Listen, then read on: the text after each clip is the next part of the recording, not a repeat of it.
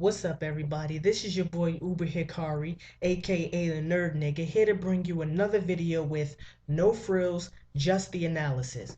And today I'm going to be bringing you a video that's sort of a video response to Forever World, who put out a video about who's the greatest badass, Vegeta, Hiei, or Sasuke. And Sasuke? Seriously? But before I get into that, let me just give you a couple quick updates. First is about my Full Metal Alchemist Brotherhood anime review. Obviously, I wasn't able to get that to you guys last Sunday like I had planned. Some unexpected things happened, namely a 5-hour Skype call with the insane game freak, J Man, GT the King, Gavin, um, and King Fo Jason that basically fucked up my whole weekend. Yeah, wasn't able to get that to you, but I will be definitely working to get that to you by this weekend. Also, I had alluded to a weekly review of a TV series that I wanted to try and do, which would have been Avengers: Earth's Mightiest Heroes, but because of the gimmicky shit that Marvel has done, it's been pushed back until like I believe early 2012. So, on one hand, that's kind of bad because I really wanted to do those reviews and I have really been wanting to see that series. But on the other hand, that gives me some opportunities to do some other creative things. With that being said, let's jump right into this sort of video response. First off, let me say this.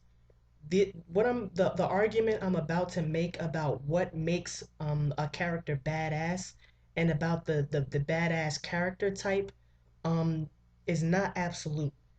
These are just general guidelines, things that are generally true um, with regards to the badass character type. And I'll be using that phrase a lot, character type.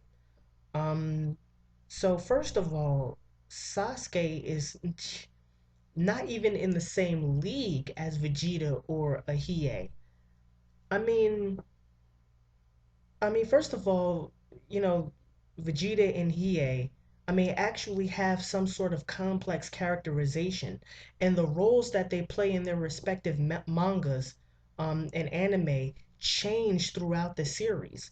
That's not true of Sasuke at all, right? Like, first of all, when we're first introduced to Vegeta, who is sort of, the archetype of the modern shonen badass. He's introduced as an antagonist, and more specifically, he's introduced as a villain when he first comes to Earth. After that, he's um, still an antagonist, but he's no longer a villain once we get to the Frieza arc. Although he's still engaging in some things that are morally questionable, he's no longer fulfilling that role of villain, and he's now just an antagonist. But somehow during that Frieza arc and a little bit after the Frieza arc, Vegeta becomes a protagonist, and more specifically, he becomes an anti-hero.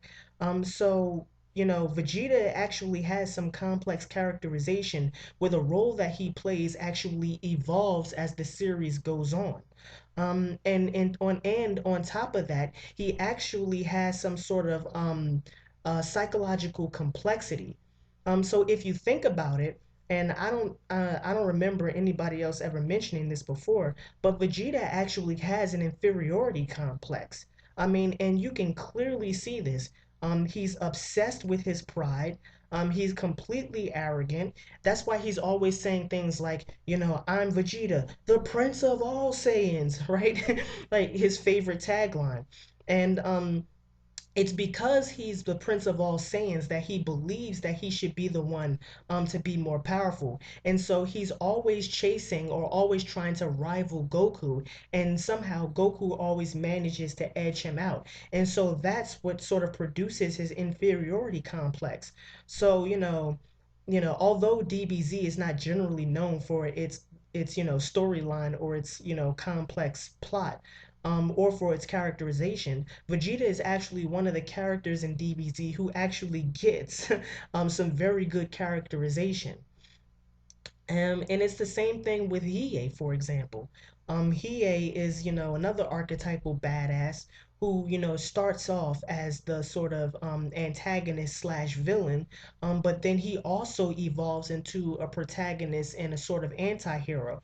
And by the end of the manga, he actually has some sort of psychological complexity where Hiei actually becomes, a little softer. I mean, he's still, the brutal Hiei, but he develops a relationship with Makoro that shows him in a different light.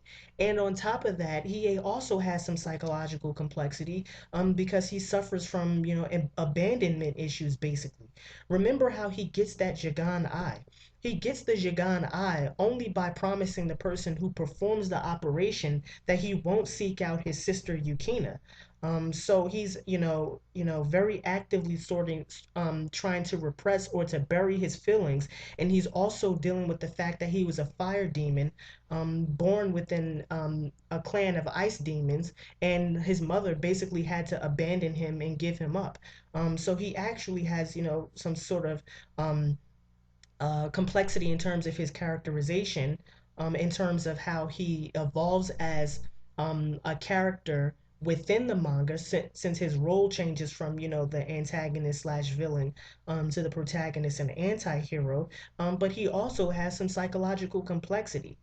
Sasuke, on the other hand, I mean, it's not even a comparison at this point, right? I mean, Sasuke, he starts off, Sasuke is not really a protagonist or an antagonist.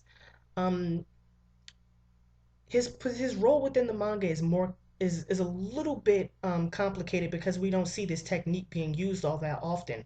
But Sasuke is what's known as either a deuteragonist or a foil. So a deuteragonist is like the second most important person behind the protagonist who drives the action of the story. But for the most part, he's a foil to Naruto. A foil is a literary technique whereby two characters are contrasted against each other in order to highlight the differences in their personality. So that's what Sasuke is. He's a foil, and from where I stand, I mean, he just has bad characterization.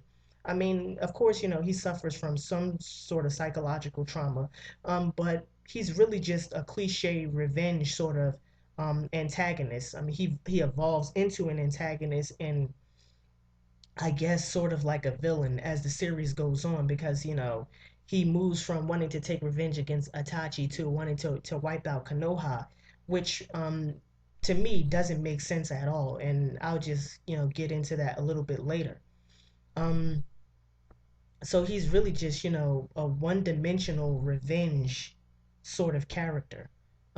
He doesn't really have any psychological complexity at all, really. um so before I get into like what I think a badass is, first let me just get into how the badass um evolves over time. So first of all, let me just say the badass is a character type. Like, let me say that again. The badass is a character type, meaning that it's a type of character, a type of personality. We tend to use the word badass as an adjective, or as a way to describe what someone has done in a manga or an anime. So we say things like, what Aizen did. Let's use Aizen for example. What Aizen did was really badass, the way he beat up the captains or whatever. But Aizen is not a badass character, because he doesn't fulfill that character, that the role of that character type. Aizen is an antagonist slash supervillain mastermind. That's the role that he fulfills. He doesn't fulfill the badass character type. So when we think about the badass, it's not just someone who does badass shit. In other words, it's not someone who's very powerful or who's OP, who just goes around owning people. That's not what a badass is.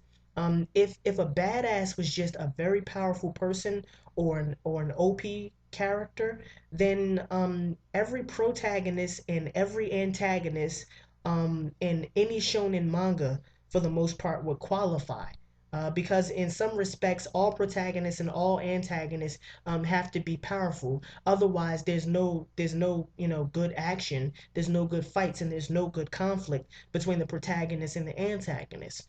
So if the badass label applied to everyone who is powerful or OP in a manga or an anime, it would be a useless description because it would apply to almost everyone. Now let's get into what I think a badass character. What is the badass character type? First of all, we have to talk about the evolution of the badass within Japanese culture, and specifically, since we're talking about anime and manga, within those mediums. The perfect example of the badass character type um, that sort of evolves into all the variations of the badass that we have today is Kenshiro from Hokuto no Ken. So let's look at some of his characteristics. Kenshiro is a person who shows no emotion or very, very little emotion. So he sort of, represses his feelings, represses his emotions. He always has a very stoic face, a very stoic demeanor. So no matter what's going on, which is something that everybody realizes about Kenshiro, is that no matter what's going on, his facial expressions never change. Um, Although he does break this mold a little bit because we see instances where he shows some emotion and where he cries, for the most part, he's a stoic character, right? He has like, no emotion. And also, he's a man of very few words. Um, it's impossible to miss this. He's a character who has, very little dialogue in the manga. Even though he's the protagonist, he has very little dialogue. Um, and when he does have dialogue, he speaks very little. So he doesn't have like these drawn out, speeches or expositions that, other characters have. Um, and on top of that, another characteristic that Kenshiro has is that he's merciless. He's very brutal. He doesn't start out this way because there is a flashback where he spares someone's life. But by the time we get to see Kenshiro in the manga, he is merciless. He has no mercy. He's a very brutal character to the point where he's using these pressure point techniques to blow people up from the inside out. So if you oppose Kenshiro, or you're an obstacle in his path, or he sees you as an enemy, there's no question he's just going to kill you. um, and this is the character type that's sort of the foundation. This is the badass character type that's a foundation for the badass character types that we have in modern shonen manga and anime. So this sort of evolves over time. So now let's get to the main question of sort of this video. What makes a badass? Um, the badass generally shares some character traits with the anti-hero. Um, and I say that because they generally have morally questionable means or methods for obtaining their goals. Like I said, this is an absolute, but this is often the case that the badass has morally questionable means or methods for obtaining their goals. In the theory of ethical decision making, it generally breaks down into two parts. You have means and you have ends. Means are just the methods that you use to obtain a goal. Ends are the goals that you have in mind, um, the thing that you want to obtain. Um, and the badass character type rarely they do have morally questionable means, but they rarely have morally questionable ends. So once a character moves from morally questionable methods to morally questionable ends, that's the point at which they become a villain, rather than just a badass or an outlaw, or some sort of character of that nature. But that's not to say that there aren't any villains who could never be badasses. Um, I have a hard time thinking of these sorts of characters, but one person who comes to mind is sort of Toguro. another person who has, a man of few words, somebody with repressed emotions, um, but someone who also has morally questionable ends because he wants to break down the barrier between demon world and the human world. And we also see that he's, a very decisive character, and also that he has, a sort of code that he follows. But Tagoro is, to my mind, one of the few exceptions because, like I said, generally, once you cross that line into morally questionable ends, you become a villain and not really a badass at that point. So what else makes a badass? The badass character type generally shares a few traits with the outlaw. So the badass character, they go against the laws and the customs of the world or the culture that they inhabit, and they just don't stand outside those laws and customs. They actually go against it. So the badass character type is someone who shuns conformity, who embraces their own uniqueness, who embraces their own individuality. So they tend to be loners. They tend to not work well in groups, and because they go against the laws and the customs of the world that they inhabit, they also develop their own code. So they tend to be very decisive and very quick to action because they have a very rigid code that they follow. And because they have a code that they follow, they also tend to rely on their own power. So they tend to be very self-reliant. And because they have their own code, they can't be compromised. So they have a very strong sense of integrity, and they have a very strong sense of identity.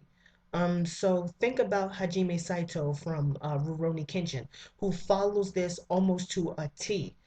He has his own code, which is Akusokuzan, which means slay evil immediately. Um, and he also engages in morally questionable methods because remember, Hajime Saito is a police officer, but we rarely see him make arrest because, since his code is slay evil immediately, he tends to kill the criminals before he ever even arrests them. Um, and also he fulfills that sort of character or personality trait of having a strong sense of identity and a strong sense of integrity, because his code is not just akusokuzan, but his code is also the code of being a Japanese nationalist, meaning that whatever interferes with the nation of Japan's progress or prosperity or their self-determination, he gets rid of it immediately. So Hajime Saito is a character who follows those traits to a T. Another character who follows these character traits is Kazuma the Shell Bullet.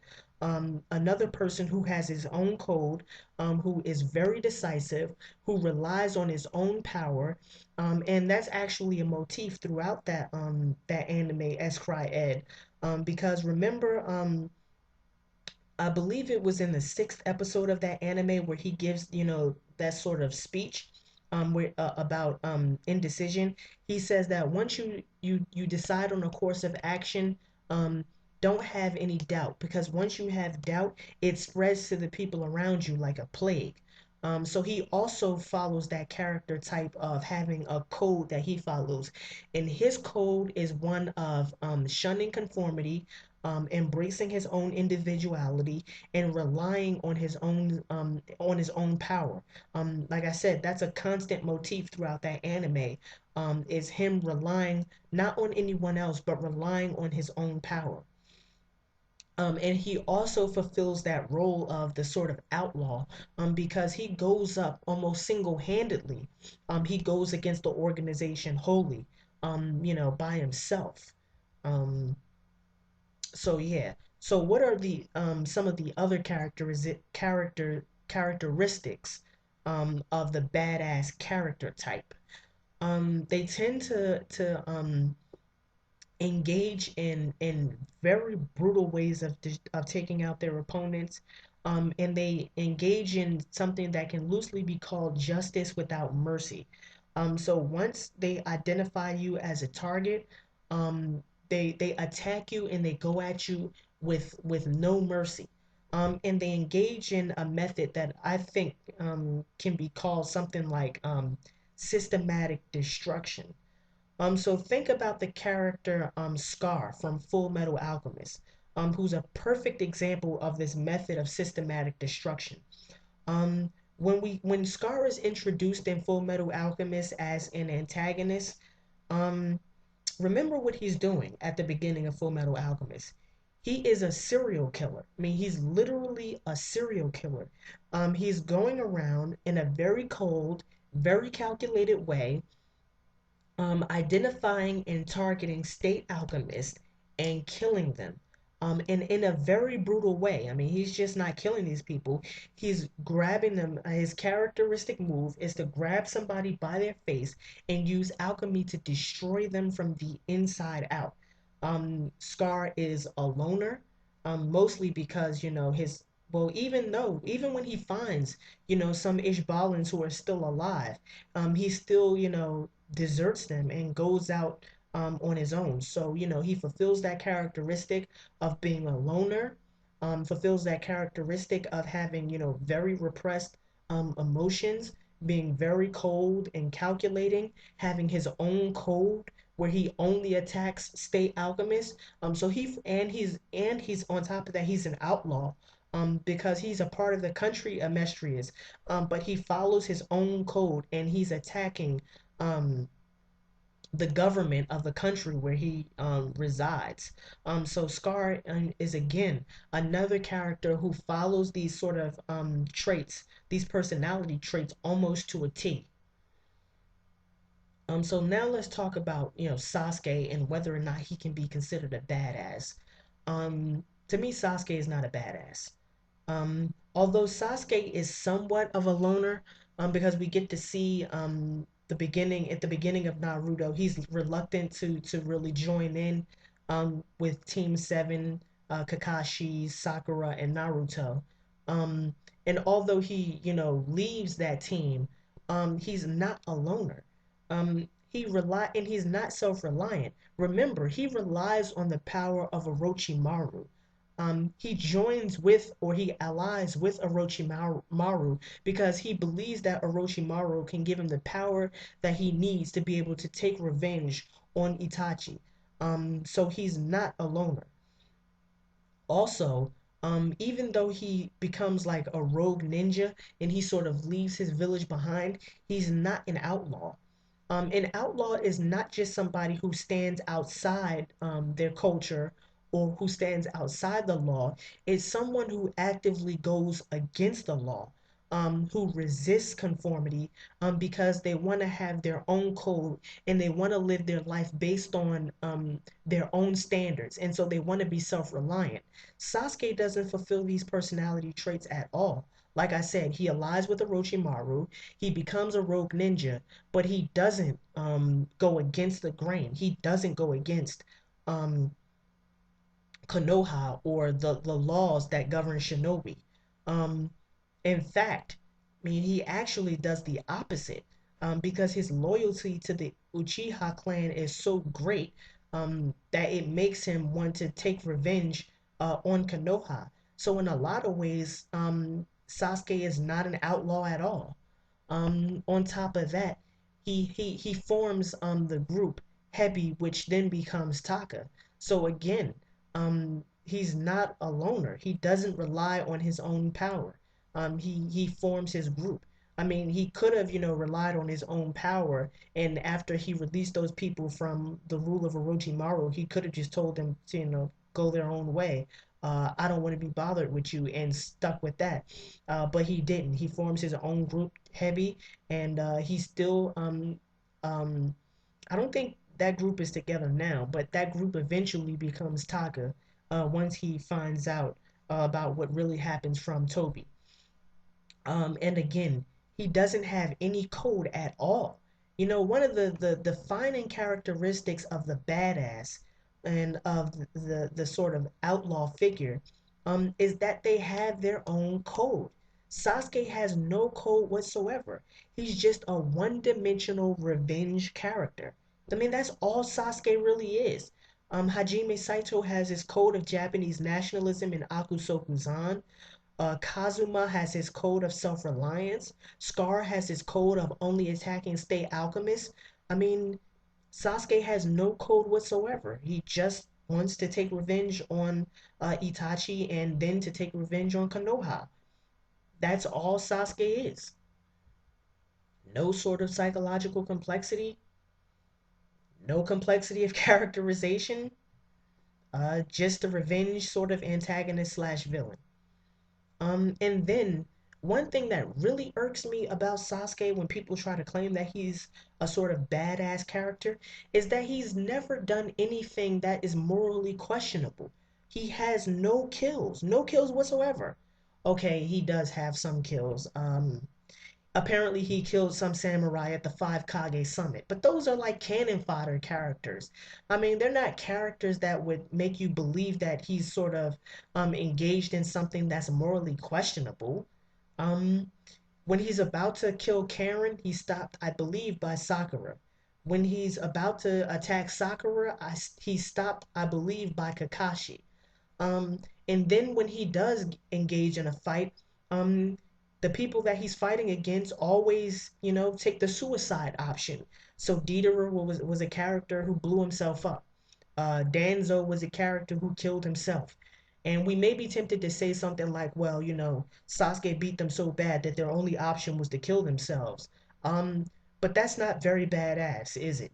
I mean, because, the badass character is someone who kills their opponent before they have the opportunity to kill themselves, right? I mean, that's the fucking point of being a badass. Badass, characters don't allow their opponents to commit suicide.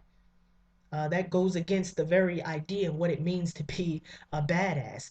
And you have to really question why it is that every time Sasuke is about to do something that would make the viewer believe that he's doing something morally questionable, Kishimoto saves his ass.